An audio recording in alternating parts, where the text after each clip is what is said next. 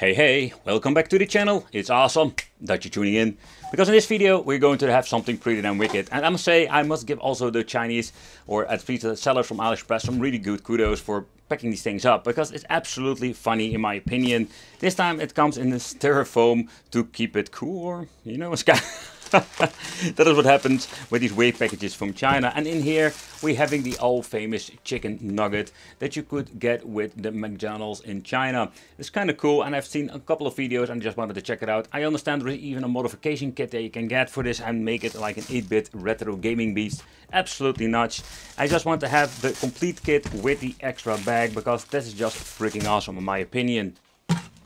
But I've been especially waiting to open this up with you guys.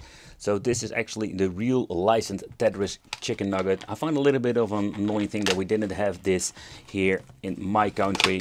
But let's open it up and let's take a close look at this device. And oh man, this is going to be absolutely a clunky big device. I can't get it out. Oh, there we go. So this is absolutely one big huge chicken nugget. They're not that big in my country over here, but doesn't matter. In here we're going to have, if I'm correctly going to have one single game, but it is a licensed game, and it's going to be old school Tetris with the brick games. I've reviewed a couple of these things here on the channel.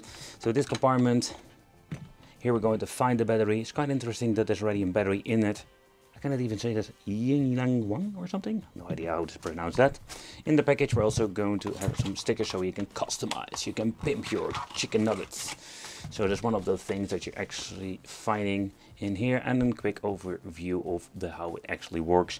They did implement even some English, so that is interesting, but also very handy.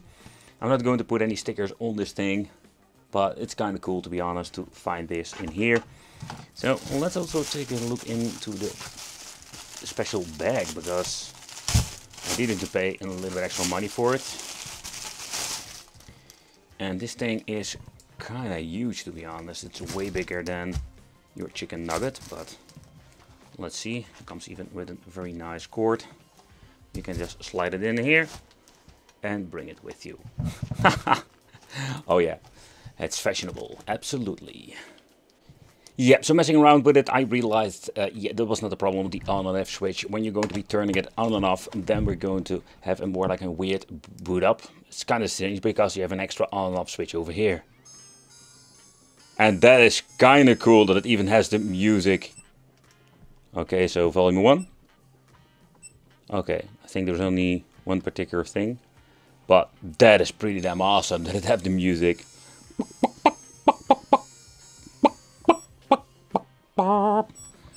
Okay, so here we can choose the level.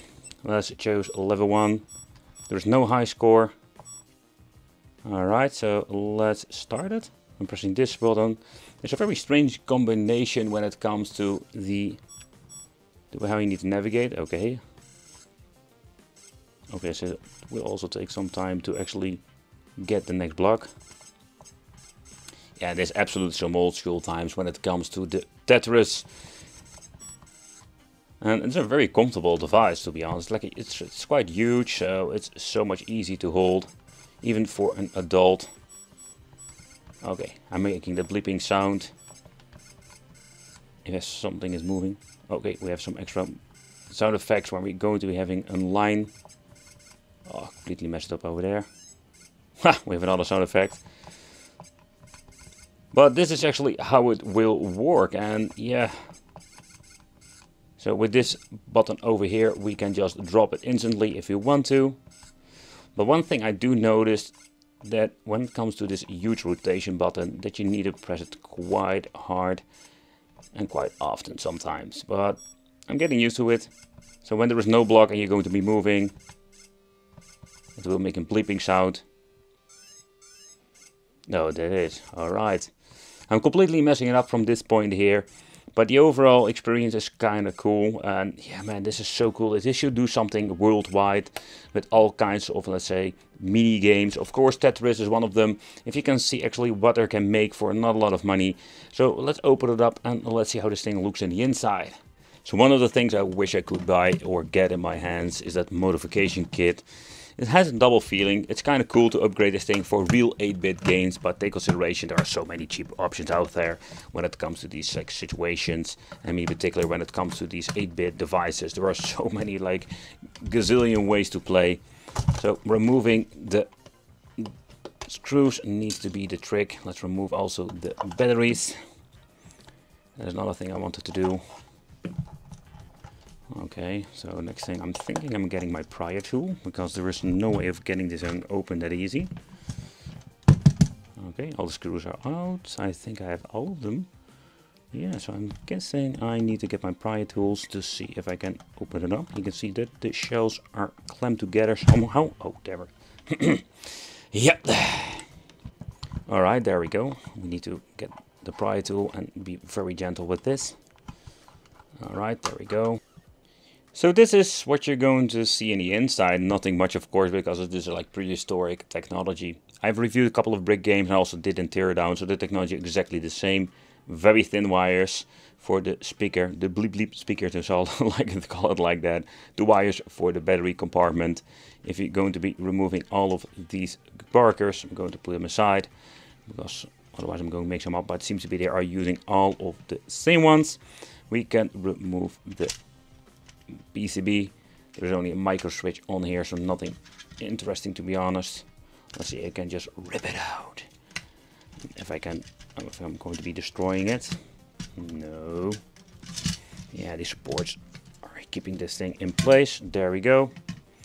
And of course this is the same technology, but also quite interesting. So in here we're going to get ourselves the translucent looking, let's say, membranes. As you can see over here, we're going to just leave it on. Next up, the black bulb with all of the information. And what I've also found interesting, that the communication goes through these pins over here at the side, and we're actually like communicating with the display in here. So there's nothing much to see. You can just get this display out, and that's it. That's actually how the display is looking. So that's it. That's the only thing where we're going to be finding inside. The technology is exactly the same like the previous products of the brick game, but in a kip or chicken nugget thing, whatever, from the McDonald's. I don't eat these things that often. It's a very long time that I've been to the McDonald's, I can tell you that. A very long time ago.